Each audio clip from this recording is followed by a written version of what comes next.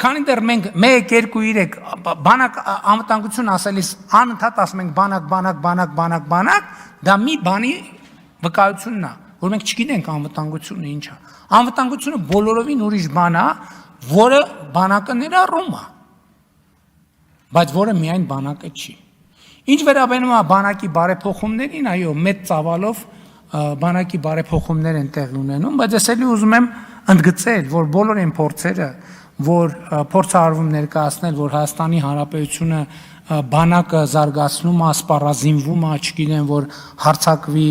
այս ուղղությամբ կան, այն ուղղությամբ, ես պաշտոնապես ասել եմ եւ ասում եմ, որ Հայաստանի Հանրապետության բանակը Հայաստանի ինքնիշխան միջազգայինորեն ճանաչված տարածքից դուրս խնդիր չունի եւ չի ունենալու։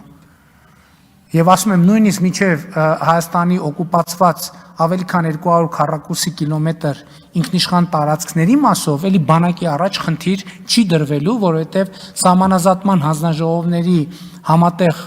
աշխատանքի կանոնակարգը, որը երկու երկրներում վավերացվել է, մեխանիզմները ստեղծում են, որ այդ հարցերը խաղաղ ճանապարհով լուծվեն եւ նորից ուզում եմ դա ընդգծել։ Իսկ բանակը պետության ատրիբուտ է, մենք պետություն ենք եւ պետք է ունենանք բանակ եւ պետք է ունենանք պաշտպանունակ բանակ, որովհետեւ մենք պետք է պաշտպանվելու կարող, ընդ որում սեփական քաղաքացիներին պաշտպանելու գործառույթը պետության, ցանկացած պետության պարտավորությունն է, բայց ել եմ ասում, բանակը մեր միակ գործիքը չի եւ ամենևին առաջնային գործիքը չի այդ անվտանգությունը ապահովելու համար։